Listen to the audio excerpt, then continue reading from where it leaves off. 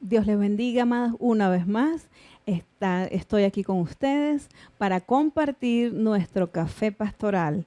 Y bueno, como ya ven, está dispuesto todo para pasar este tiempo, este momento entre nosotras, conversando, hablando de la palabra del Señor y de su obra a través del tema Mujer Sabia venciendo la depresión. Esperando que, como siempre, sea un tema de edificación y de restauración para sus vidas y no olviden hacer sus comentarios y también poder compartir esta palabra con aquellas personas que la necesiten. Así que les espero, no tarden, busque su cafecito y vamos a compartir nuestro café pastoral. Dios les bendiga.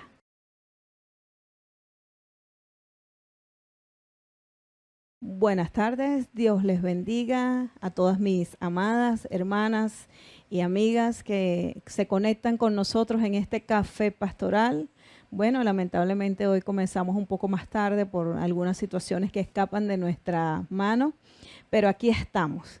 Damos gracias al Señor por esta oportunidad nuevamente que nos da de poder llevar hasta ustedes nuestro café pastoral y como se trata de café pastoral, vamos a tomar nuestra tacita de café. Así que les invito a que todas en su hogar estén con su cafecito al lado y que podamos sentir que aunque estamos a distancia, estamos de alguna manera conectadas, ¿verdad? Y esta tarde vamos a dar continuidad a un tema que tratamos la semana pasada y fue acerca de la depresión. El tema se llama Mujer Sabia venciendo la depresión. Y la idea justamente es de describir y poder dar luces acerca de una situación tan tremenda que hoy por hoy afecta a muchas personas, no solamente a las mujeres, como decíamos la vez pasada, sino a todas las personas. Una condición que puede llegar a nuestras vidas sin darnos cuenta, pero hacerse presente y aún convivir con nosotros y no saberlo. Y por eso estamos hablando del tema de la depresión. La semana pasada, y sin ánimo de retroceder atrás, ¿verdad? Porque les invito a aquellas que no tuvieron la oportunidad de poder escuchar el Café Pastoral pasado, que pueda buscarlo pues a través de YouTube y a través de Instagram de ICAT Betania, y para que pueda ver todo el tema completo y pueda ver entonces esta como una continuación. Pero hablábamos un poco de lo que significaba la depresión. También hablamos y haciendo énfasis muy particular lo que tenía que ver o lo relacionado con el perdón y cuánto esto tiene que ver con un estado de depresión que pueda tener una persona. Hablamos específicamente lo que es el perdón hacia sí mismo, porque describíamos lo que era el perdón de Dios y para eso tomamos como base la historia de David en uno de sus salmos, creo que era el Salmo 32, y también el Salmo número 40, en la cual nosotros pudimos ver allí cómo David escribía la condición de que podía tener una persona que se encontraba en un estado de depresión causado por el pecado.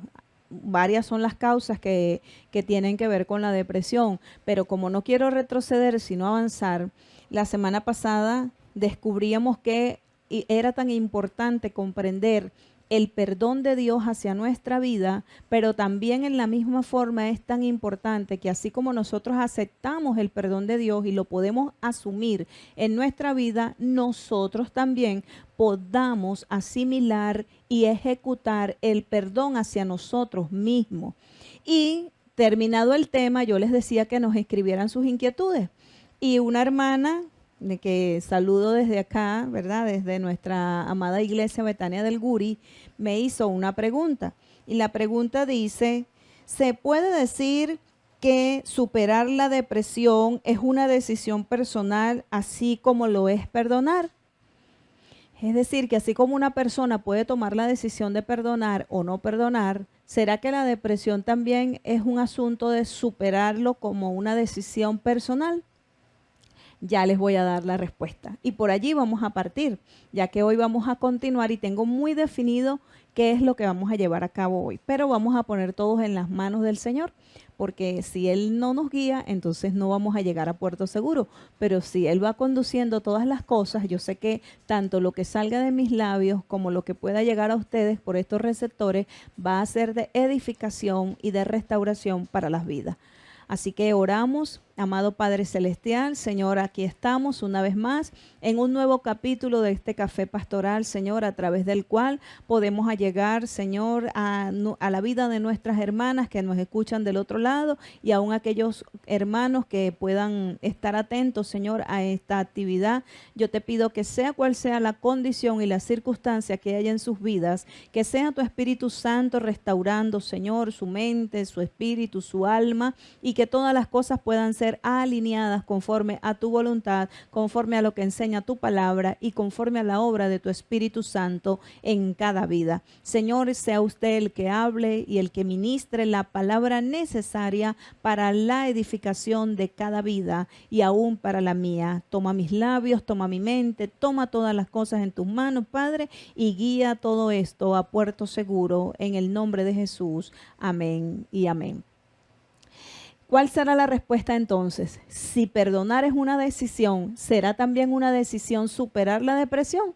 Pues déjeme decirle que sí. Y el perdón y la depresión están tan relacionados que se puede decir que la llave para cerrar la puerta a la depresión, es decir, para superar la depresión y cerrarle la puerta para siempre a la depresión, está relacionado 100% con lo que es perdonar. Es una decisión. Cuando alguien identifica que la depresión que tiene es porque algo afecta su vida, debe ir a la raíz del problema para poder cortarla. Es decir, que podemos haber vivido cosas, sea por errores cometidos, como lo decíamos la semana pasada, puede ser por algún abuso que hayamos sufrido o por circunstancias que nos hayan tocado vivir de una manera directa o de una manera indirecta, pero que las hayamos sufrido de tal manera que hayan podido causar una situación en nuestra vida que nos hayan podido arrastrar al terreno de la depresión. Es importante que nosotros entonces identifiquemos cuál es ese origen que ha producido en nosotros un estado de depresión. Eso pasa por el perdón, porque si la culpa está relacionada hacia nosotros mismos por algo que hayamos hecho, es necesario entonces perdonarnos. Aceptar el perdón de Dios como creyentes, pero también perdonarnos. Y si eso que identificamos tiene que ver con algún abuso o con algo que hayamos sufrido de otra persona, de igual manera, el punto de partida, ¿cuál es? El perdón. Porque toda restauración comienza por el perdón. Toda restitución en nuestra vida comienza con el perdón de Dios hacia nosotros y desde allí parte esa restauración en cómo nosotros comenzamos a, digamos, a practicar o a accionar en lo que es el perdón. Entonces, identificando nosotros cuál es el origen del problema de depresión que nosotros podamos sentir, nosotros debemos entonces cortar. Y para cortar y sacar, nosotros tenemos que ir a lo profundo, desde el mismo principio de lo que esto nos ha originado un estado de depresión. Lo que se corta por fuera vuelve a nacer y vuelve a crecer, pero lo que se corta desde la raíz, amados hermanos, es difícil que vuelva a crecer y que vuelva a dañar. ¿Cómo se lo voy a comprobar? Con lo que dice la palabra del Señor en el libro de Hebreos, capítulo 12, versículo 15. Por favor, anote, ¿verdad?, estos pasajes que vamos a tratar en el día de hoy y posteriormente, luego en sus estudios en casa, tenga la oportunidad pues de volver a leerlo y de aprovechar al máximo lo que enseña la palabra del Señor. Mire lo que dice la palabra de Dios. Mirad bien, no sea que alguno deje de alcanzar la gracia de Dios, que brotando alguna raíz de amargura os estorbe y por ello muchos sean contaminados.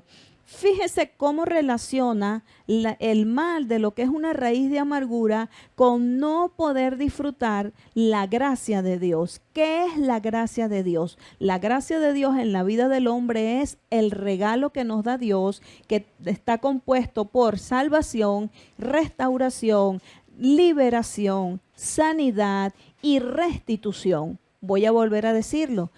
La gracia de Dios es toda aquella composición de ese regalo que Él nos da a través de Jesucristo, que se manifiesta a través de la salvación. Eso es lo primero, salvación, restauración, liberación, sanidad y restitución.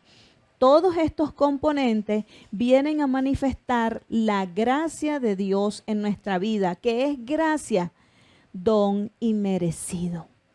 Es algo que simplemente Dios nos los da porque quiso hacerlo. Entonces dice que para poder disfrutar de la gracia del Señor es importante que nosotros nos demos cuenta si hay alguna raíz de amargura en nuestra vida. ¿Por qué? Porque la raíz de amargura es un estorbo para disfrutar la gracia.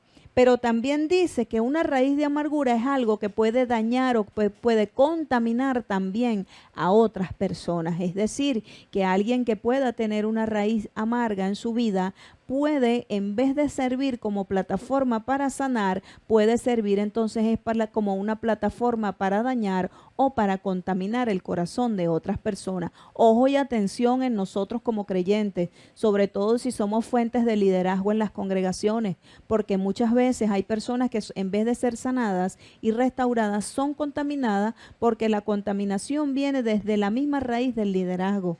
Y por eso es que es importante que cuando nosotros ejercemos este tipo de cargo, sepamos para qué nos ha puesto Dios y por qué nos ha puesto Dios en una responsabilidad. Continúo porque ese no es el tema, pero vale la pena señalarlo. Entonces, ¿por qué yo hablo de la amargura? ¿Por qué yo tomo este pasaje que habla de las raíces de amargura? Número uno, porque es importante que entendamos que estas cosas que se pueden manifestar desde el alma, siendo sentimientos negativos, pueden llegar a ser establecidos como raíces.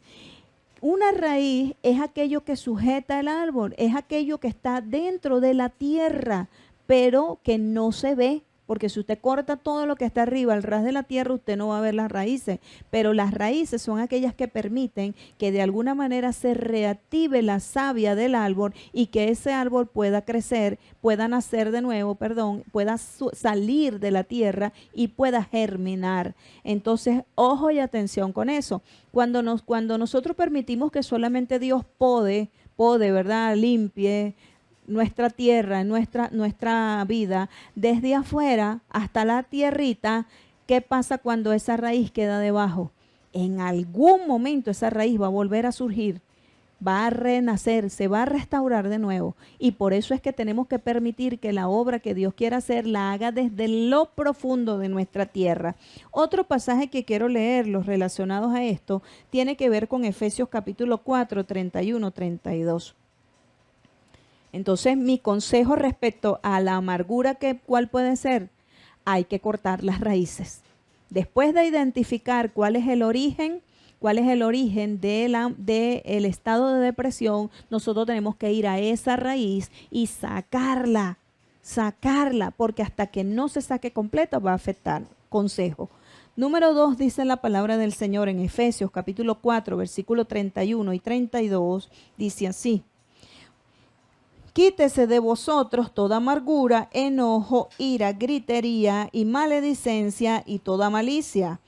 Fíjese que está hablando de cosas que deben ser quitadas de nuestra vida. Quiere decir que Dios no está conforme que estas cosas se puedan manifestar en nosotros.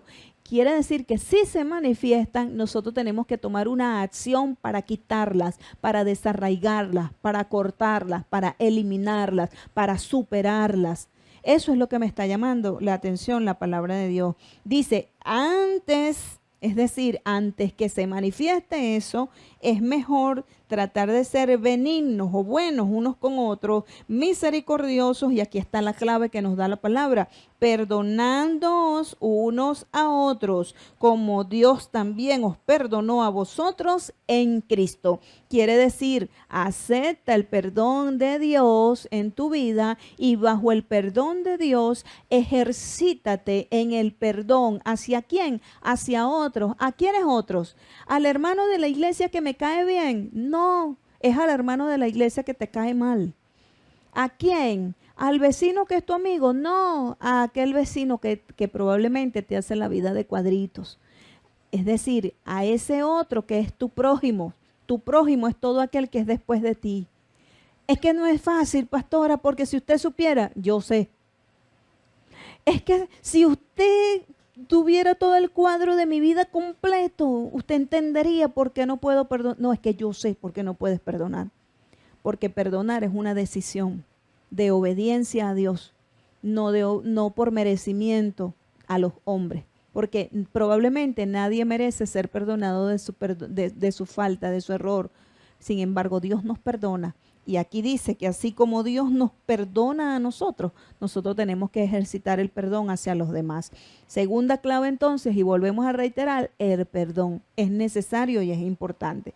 Ahora, yo he leído dos pasajes que hablan es de la amargura, no hablan de la depresión, pero oh sorpresa, la amargura está ligada 100% a la depresión. El concepto de amargura dice así: la amargura es un sentimiento duradero de frustración, resentimiento o tristeza. Es decir, que frustración es resentimiento y también está ligado a la tristeza. Especialmente por haber sufrido una desilusión o una injusticia.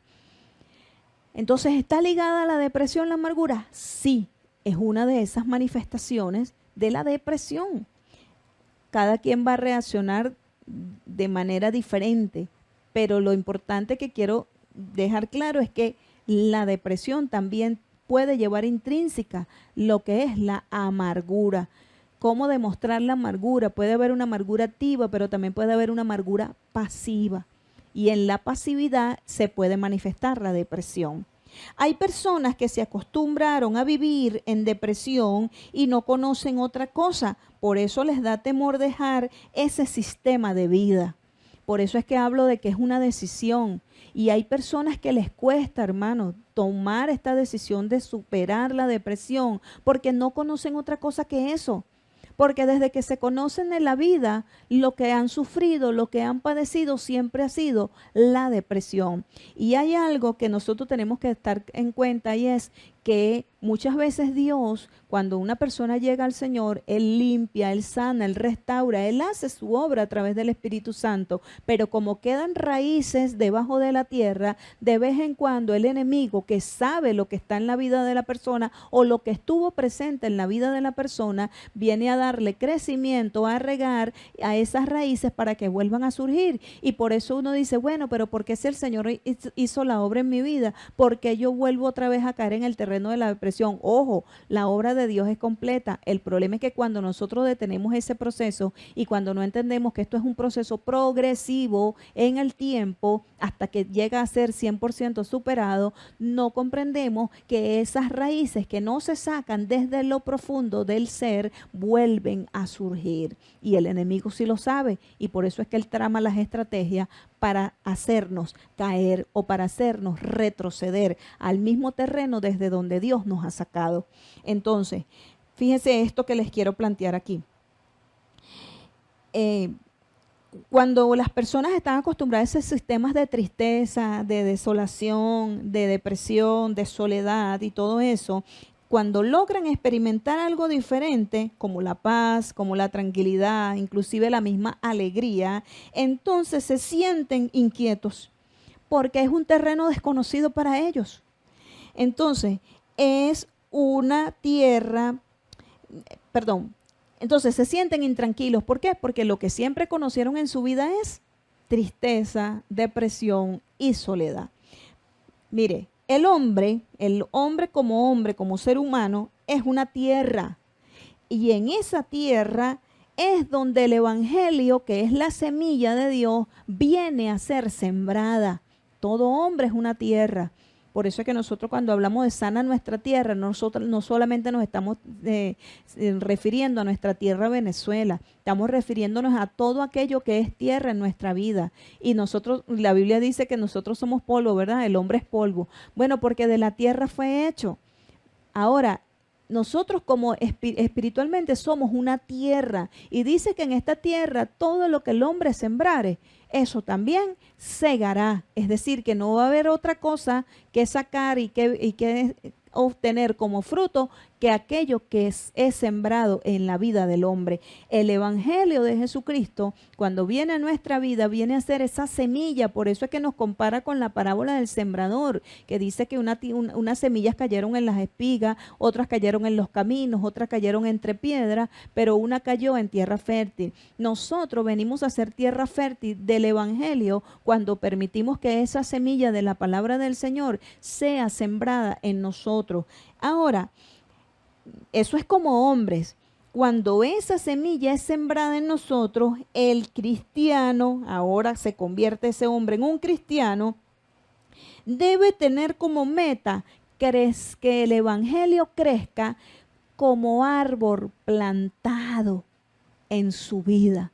Quiere decir que ya no solamente vamos a hacer tierra, sino que en esa tierra, esa semilla sembrada del evangelio va a comenzar a germinar en nosotros un árbol. ¿Para qué? Para que seamos ahora plantío de Jehová. Ahora es una nueva vida, por eso es que habla de una nueva vida.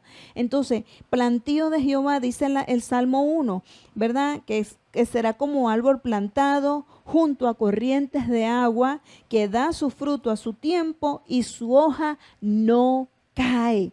Hablando un poquito de esto, un árbol para poder permanecer frondoso necesita una buena tierra y un buen suministro de agua. Por eso dice que será un árbol plantado junto a corrientes de agua. Las corrientes de las aguas, cuando un árbol es bien nutrido por el agua, va a estar siempre frondoso, reverdecido. Y ese árbol a su tiempo, en el tiempo del año que sea para florecer, florecerá. Y en el tiempo del año que sea para ¿cómo se llama? Para que dé los frutos, eso tiene un nombre, para que dé los frutos, también entonces dará el fruto a su tiempo. Y como va a permanecer frondoso, ese árbol no se va a secar y su hoja nunca va a caer. Muy diferente cuando nosotros hablamos de tierra seca. Cuando la tierra, un árbol es sembrado que requiere agua, es sembrado en tierra seca, sencillamente es probable que dé un fruto, pero ¿cómo va a dar ese fruto?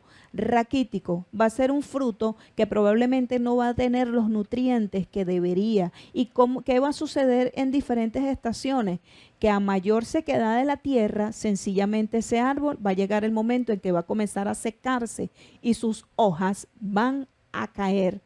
Así es la vida del cristiano, tal cual dibujada. Cuando el cristiano no deja que el Espíritu Santo logre esa obra de ser un árbol frondoso, un árbol que dé fruto a su tiempo y que su hoja no caiga, sencillamente nosotros vamos a permitir que el evangelio que está sembrado allí sí no germine en nosotros como Dios espera. Y fíjese, puntualizando aquí, el Espíritu Santo en la palabra es tomado con el elemento del agua. Es decir, que una de las comparaciones que se le da al Espíritu Santo es el agua.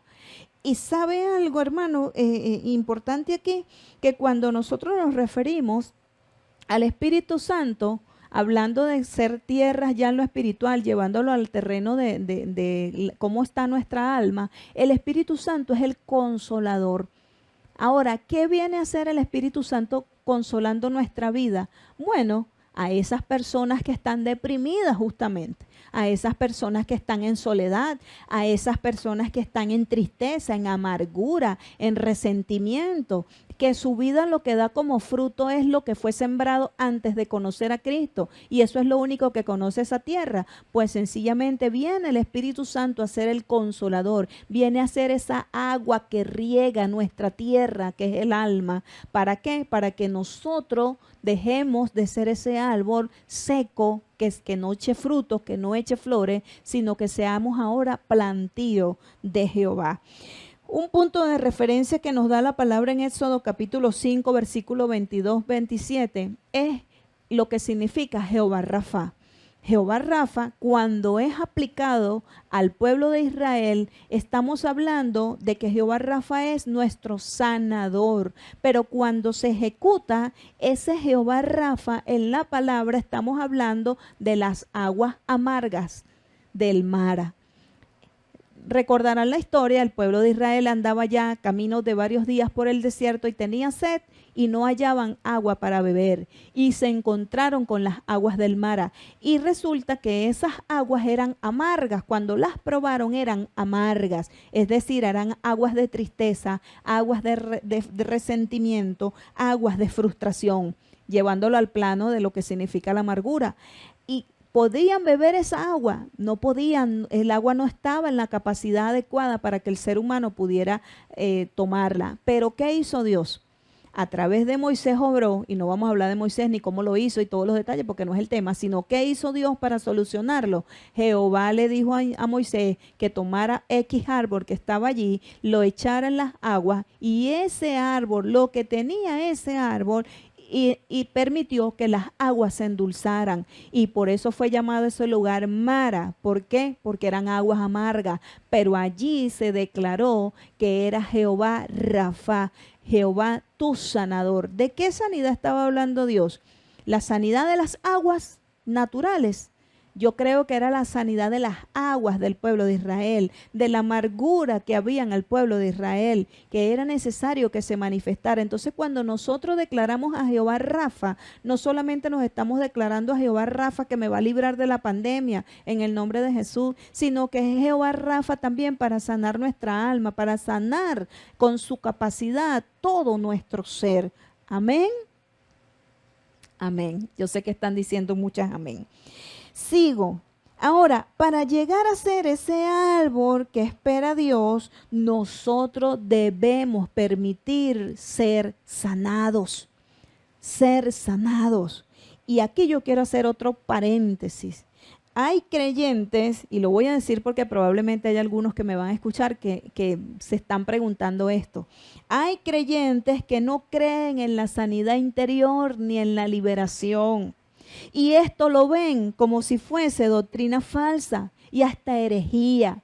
Pero ¿sabe qué? No hay mayor herejía que no creer en la sanidad interior y en la liberación. Porque por la misma palabra del Señor nosotros podemos comprobar que Dios, a través de Jesucristo, vino a sanar el alma, el ser interior del ser humano. No solamente vino a salvar su espíritu, vino a sanar el alma.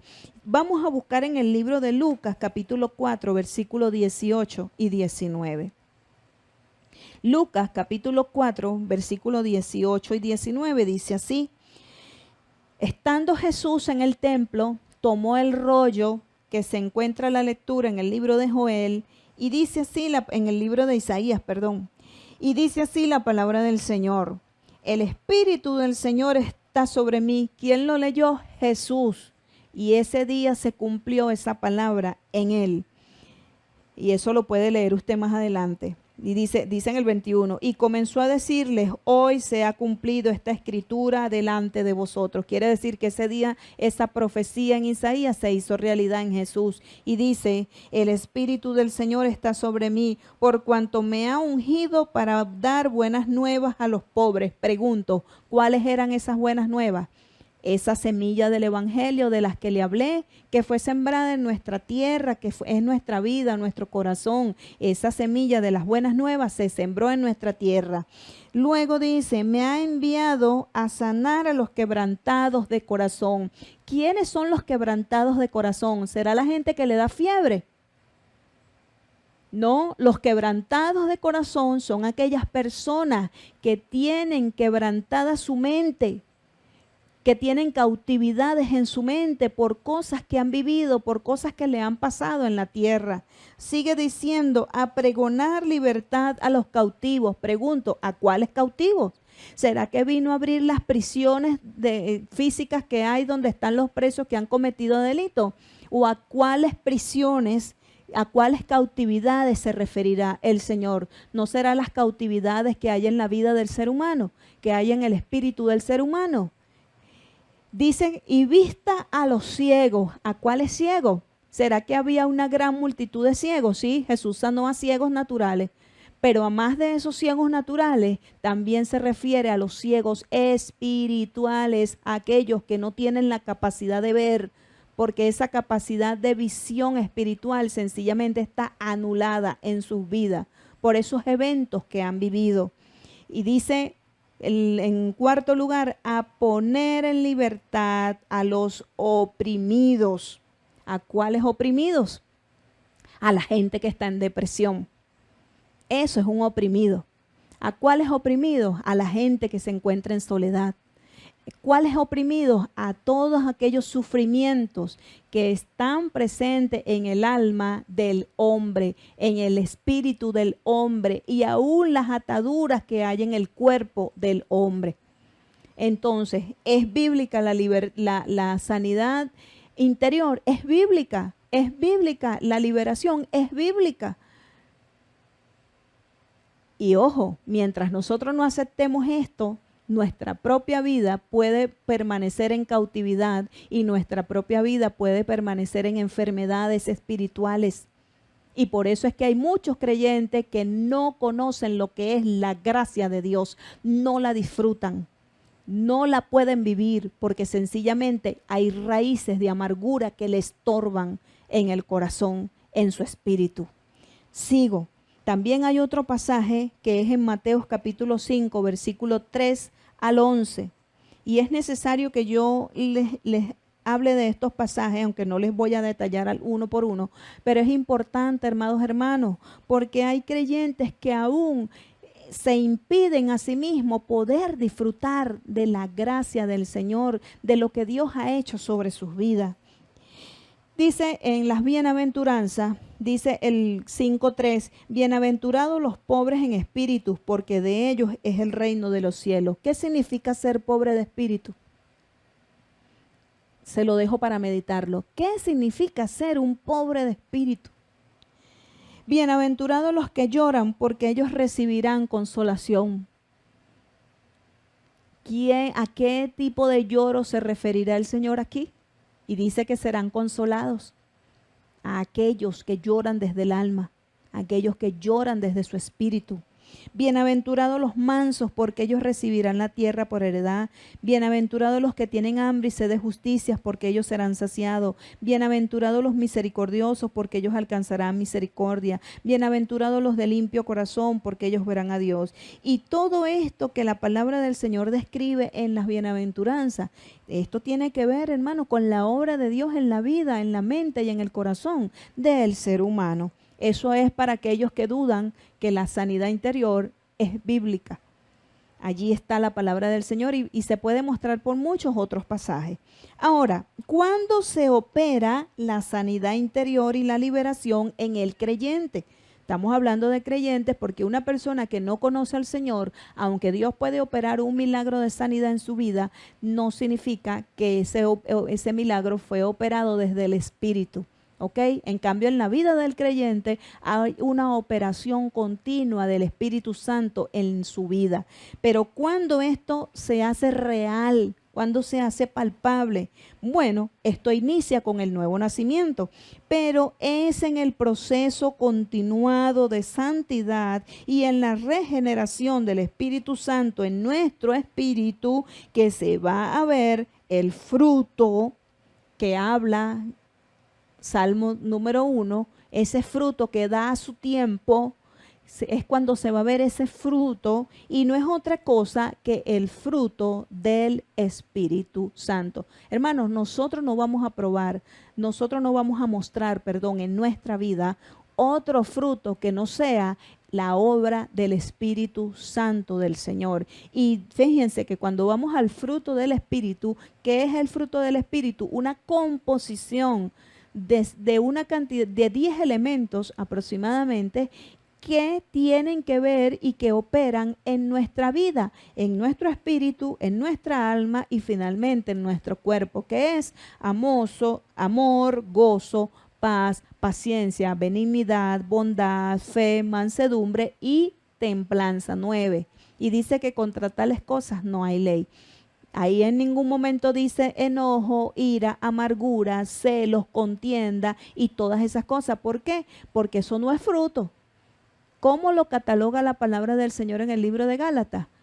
Obras de la carne. Es decir, que eso parte es de la misma alma del hombre y se manifiesta a través de su cuerpo. Pero aquí estamos hablando que en la operación de la regeneración y de la santificación progresiva que el Espíritu Santo va teniendo en la vida del creyente, finalmente el resultado o lo que se va a mostrar al final debe ser el fruto del Espíritu de Dios. Esto no es otra cosa que sacar ese fruto malo que hemos traído en la vida y comenzar a visualizar el fruto bueno del Espíritu.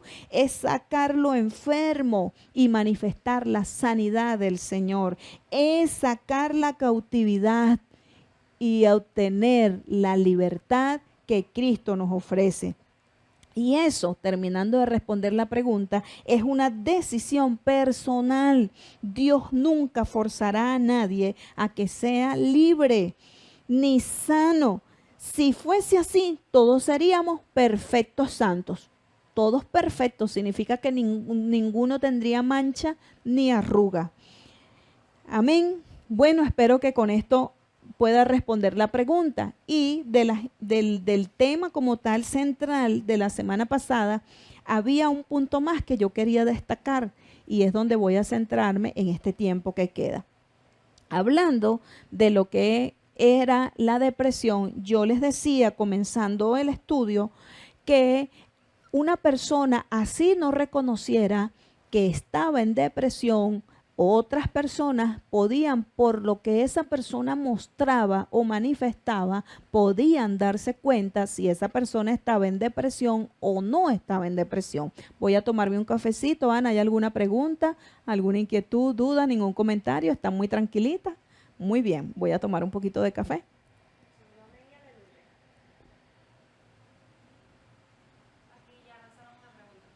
Ajá. Y si no se están manifestando en nuestras vidas los frutos del Espíritu, ¿qué se estará manifestando? Bueno, yo no lo tomaría tanto como una pregunta eso, aunque es como una inquietud, ¿verdad? Acabo de decir que si nosotros no permitimos que se opere en nosotros la regeneración que viene a través del Espíritu Santo, el Consolador, la compañía, el Paracleto que el Señor nos ha dejado, sencillamente entonces lo que vamos a mostrar es lo que tenemos. Es lo que probablemente no fue cortado de nuestra vida pasada, porque dice la Biblia que las cosas viejas pasaron y ahora vienen a ser todas hechas nuevas en el Señor. Pero mientras yo no deje manifestar eso nuevo, se va a seguir manifestando lo viejo. Y por eso es que digo que este proceso comienza con el nuevo nacimiento, pero es un proceso continuado. Amén. Ok. Ahora, la inquietud para terminar el tema pasado. Entonces yo les decía que aunque alguien no reconozca el estado de depresión, el estado puede estar presente. ¿Cómo demuestra alguien que está deprimido? Es decir, ¿cuáles son las descripciones que se pueden ver de una persona para saber si está deprimido o no? Ojo, no me refiero a la tristeza de que, ay, cónchale, no tengo dinero y estoy triste. Bueno, no me refiero a la tristeza que puede estar en un día. Un día podemos estar tristes porque se nos murió una mascota, un día podemos estar tristes porque se murió un ser querido, un día podemos estar tristes porque hay preocupaciones en la vida que de repente en el momento no podemos solucionar. Pero estamos hablando de aquel estado de tristeza continuado en una vida que ya se convierte en un estado de depresión, una enfermedad, decía el concepto de depresión. ¿Cómo yo puedo descubrir si yo o otra persona, un familiar que vive conmigo, o un amigo, o un hermano cristiano inclusive, está en depresión, yo le voy a dar por lo menos 4 características y bien concentraditas.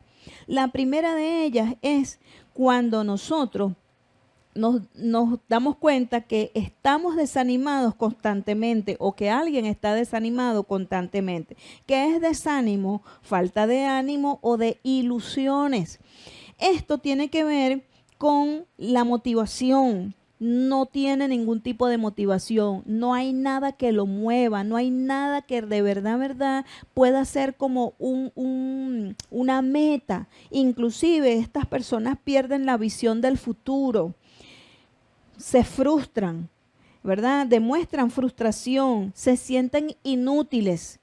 No sirvo para nada, no, ¿para qué? No son emprendedores, o sea, toda esa capacidad que puede haber en ellos, lamentablemente queda anulada. ¿Por qué? Porque la frustración, porque la inutilidad que ellos pueden ver, sencillamente los neutraliza, los paraliza. ¿Por qué tanta gente está en esta situación de pandemia, en este estado de depresión? Porque cada día están cayendo más y más y más y más. Porque cuando el ser humano no siente ese estado de protección por tener un lugar donde vivir, por tener un trabajo en el que le dé para devengar, así tenga una profesión en las manos, porque tiene deudas, porque hay muchas cosas, sencillamente entonces por aquí comienzan a cerrarse puertas, cerrarse puertas, cerrarse puertas, y llega un momento en que la persona cae en frustración, y al caer en frustración, sencillamente, ¿qué sucede? El siguiente paso es la depresión. ¿Por qué? Porque va perdiendo la motivación. Entonces es importante que por ahí estemos pendientes. Otra descripción es la disminución en las funciones psíquicas. Esto es parte de lo que leíamos en el concepto. Por ejemplo, ¿qué podemos decir con disminución en las funciones psíquicas? Psíquica tiene que ver con la mente, ¿verdad? Por ejemplo, reacciones lentas o tardías. Por ejemplo, análisis de situaciones o temas de decisiones errados. Es decir, que esa persona, al hacer análisis de ciertas situaciones de su vida, hacer análisis de ciertas situaciones de lo que está concerniente a él o concerniente a su círculo más pequeño, probablemente toma decisiones erradas. ¿Por qué? Porque sus análisis están basados en el estado de depresión en el que se encuentra. ¿Ok? Otro aspecto que tiene que ver con esas disminuciones de las funciones psíquicas es que tiene una mala percepción del entorno, no entiende lo que le pasa, no entiende lo que está sucediendo a su alrededor. ¿Por qué? Porque sencillamente su visión, su psiquis, su mente, sus pensamientos, todos están direccionados y accionados. ¿Por qué? Por el estado de depresión en la que se encuentra. Y una persona que se encuentra en depresión, o todo se lo culpa hacia sí mismo, o todo lo culpa hacia los demás, o hacia el sistema, o hacia su alrededor. ¿Ok? Otro de los aspectos que nosotros podemos ver en una persona en estado de depresión es manifestación ya en su cuerpo, manifestación de dolencias en los huesos constantemente. ¿Por qué? Leyendo un poquito acerca de esto, decía que estas personas cada día van cayendo bajo un estado de estrés y bajo un estado de fatiga y hasta depresión. Depresión, no depresión, sino depresión, es decir, y que comienzan a sentir presión desde diferentes frentes, y esto comienza a hacerles disminuir inclusive su movilidad. Y llega un momento en que ya esto comienza a reflejarse en su cuerpo bajo dolencias musculares, dolencias en los huesos directamente. Por eso es que tenemos gente que sufre de la columna, por eso es que tenemos gente que sufre de la cervical más que todo, por eso tenemos gente que sufre de dolores en los codos, de dolores en las muñecas, de dolores en las rodillas, de dolores en los tobillos, de dolores en diferentes articulaciones del cuerpo. ¿Por qué? Originados por esa tensión que va causando la depresión. También otro de los aspectos que se ven, aparte de las dolencias, falta de apetito o constante ansiedad. Es decir, que se pueden mover de un extremo a otro extremo. Falta de apetito es que dejan de comer, comienza a haber un desgano, un desvanecimiento y la falta a la comida. Pero también puede ser lo contrario. Puede ser que a otras personas la depresión le da una constante ansiedad. Entonces, ¿qué hacen? Comen, comen, comen, comen, comen, comen y no se sacian. Por eso es que tenemos en nuestras sociedades 3 problemas que están ligados a la depresión. La primera es el sobrepeso. Y de hecho, yo veo muchos programas en la televisión donde hablan de el sobrepeso. ¿Y qué es lo primero que hace un médico cuando le está tratando el sobrepeso a una persona? La manda a un psicólogo. Y cuando la persona comienza a hablar con el psicólogo, resulta que lo primero que comienza a contarle o es que fue abusado o es que sufrió algún trauma, alguna pérdida siendo pequeño y sencillamente esto causó esa condición de trauma en la vida y sencillamente esto los llevó a esos estados de depresión. Y por consiguiente comenzaron a aumentar de peso por el exceso de comida. Pero también aquellos que les falta el apetito también caen en 2 problemas más que lo conocemos también en nuestra sociedad, que es la bulimia y la anorexia, que esto no es otra cosa sino una alteración de lo que es la visión que una persona tiene sobre sí mismo. ¿Ok? No voy a hablar de estos temas puntualizados porque no es el punto, solamente una referencia. También tenemos el sueño constante. Una persona que está todo el tiempo echado en la cama durmiendo, como que si no quisiera despertarse, hermano, hay un problema de depresión. O también puede ser el otro extremo, la falta de sueño. Una persona que pierde la capacidad para dormir, si no es un problema relacionado a una hormona, que también sabemos que lo puede haber, ¿verdad? Esto puede estar más relacionado a la depresión. También tenemos el cansancio o el agotamiento sin hacer nada, un agotamiento constante, un cansancio constante sin ninguna explicación de que trabaja bastante ni nada de eso, no. Todas estas cosas, hermanos, son alerta, son muestras de que una persona puede estar en depresión. Y por último, les tengo, y este es el más atención. Este tiene que ver más con el cuerpo. Y es que una persona que se encuentra en estado de depresión comienza a caer en el descuido de su persona y hasta en la falta de una higiene personal adecuada. Estoy hablando, yendo más directamente al problema, vamos a tocar el punto, vamos a poner el dedo en la llaga o el punto en la I. Estoy hablando de que el descuido se va a mostrar, por ejemplo, al vestir, en la ropa arrugada, la ropa sucia, rota, total descuido, malolienta. Estoy hablando de descuidos en el cabello, descuidos en las uñas, descuidos con los olores personales, olores en diferentes lugares del cuerpo. Entonces, ¿por qué? Porque esto es una demostración de rechazo hacia sí mismo. Esto es una demostración y una manifestación de culpa. Esto es una demostración, hermano, de un estado de inutilidad y de todo lo que pudimos conversar un poquito más atrás. Que está mostrando a esta persona que algo está pasando. Y aparte de la culpa, finalmente también puede venir el aislamiento y puede venir como consecuencia la soledad, porque una persona entonces que comienza a rechazarse a sí mismo, ¿cuál es una de las reacciones que va a ir teniendo poco a poco? Así como la gente no va a querer estar con esa persona, sencillamente esa persona también entonces va a comenzar a aislarse y por consiguiente comenzar a caer en la soledad, así esté rodeado de muchas personas. Como ustedes pueden ver, la depresión es un problema fuerte. Y si en este momento que estamos hablando acá, alguna de ustedes identifica que usted se encuentra en un estado de esto, alerta, atención, mucho más cuando nosotros sabemos que somos creyentes, hijos del Señor, cuando estamos confiando en Él, cuando hemos probado lo hermoso de la presencia del Espíritu Santo en nuestra vida, que está con nosotros en todo momento. Si usted, amado hermano, después de conversar esto que hemos hablado estas 2 semanas, comienza a hacerse un análisis y usted se da cuenta que de alguna manera usted está afectado por algo. Ojo, los escenarios pueden ser muchos, pero si usted identifica que usted está afectado de depresión, yo le invito a que usted comience a encontrar esas aguas que corren a través de nuestra vida, esos ríos de agua viva que saltan para vida eterna, de las que nos habla la palabra del Señor. Y permitamos que el Espíritu Santo de verdad, haga su obra perfecta en nuestra vida. Hay una canción, y ya vamos a ir concluyendo. Si hay algo que comentarán en los últimos minutos, me dice.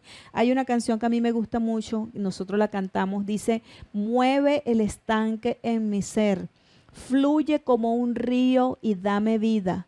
No sé qué palabras decir que provoquen que me quieran, más de lo que me ama. Entonces dice: ven, Señor Jesús, como dijiste, y derrama tu gloria. Él dice: vence mis tinieblas con tu luz. Pero me gusta eso de mueve el estanque, porque muchas veces nosotros podemos sentir que nuestra vida está como ese tanque lleno de agua, pero en una pasividad tremenda, que nada la mueve. Aguas estancadas, sencillamente, lo que van a producir es cosas malas. Pero aguas vivas, aguas que tienen constante movimiento, van a ser siempre vivificadas, van a recibir siempre oxígeno nuevo. Entonces, así necesita a veces nuestra vida. Y la palabra del Señor en el libro de Hechos, cuando nos narra una de las historias, creo que es la historia de Cornelio, habla del refrescamiento del Espíritu. Nosotros a veces necesitamos ser refrescados con esa frescura que solamente el Espíritu Santo nos puede dar. Así que yo te invito a que si tú has identificado que te encuentras en un estado de depresión, amado hermana, comiences entonces a hacer los análisis adecuados. Número 1, identificar qué ha producido esa depresión. Número 2, corta las raíces. Si es perdonar, perdonar. Si hay que perdonarse a sí misma, perdonarse a sí misma. Aceptar el amor de Dios, aceptar su perdón, perdonar a los demás. Número 3, comienza a dejarte plantar junto a las corrientes del Espíritu Santo para que las aguas de ese Espíritu vivifiquen tu ser y te hagan como un plantío de Jehová, que puedas dar el fruto a su tiempo y que tu hoja nunca caiga. Eso es lo que desea el Señor. Y de verdad, yo te invito a que busques ayuda. Si hay algo que no depende de ti, busca la ayuda necesaria, pero aléjate de esos estados de depresión. Aléjate de todo aquello que no te permite disfrutar de la gracia del Señor Jesucristo sobre tu vida. No hay nada más hermoso, más maravilloso que sentirse amado por el Padre. Eso es regocijante y eso es perfectamente posible a través de Él. Amadas, ha sido un placer una vez más. Déjenme tomarme mi cafecito.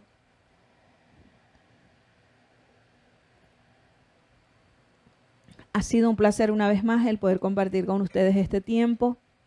Espero que esta palabra haya sido de edificación. Espero que algo de lo que hayamos dicho haya podido ayudarte, ser una llave, ser una herramienta importante en cualquier proceso que tú puedas estar viviendo. Y puedes tener por seguro de que el Señor está a tu lado y que Él solamente desea y anhela que tú le des la oportunidad para que Él pueda obrar en tu vida, espíritu, alma y cuerpo, y cada una de esas áreas puedan ser tratadas por su palabra y por su amor y por su restauración, y que tú puedas gozar y disfrutar de la gracia maravillosa que Él nos ha dado. Me despido de ustedes y espero que la bendición del Señor sea grande sobre sus vidas cada día. Dios les bendiga, Dios les guarde.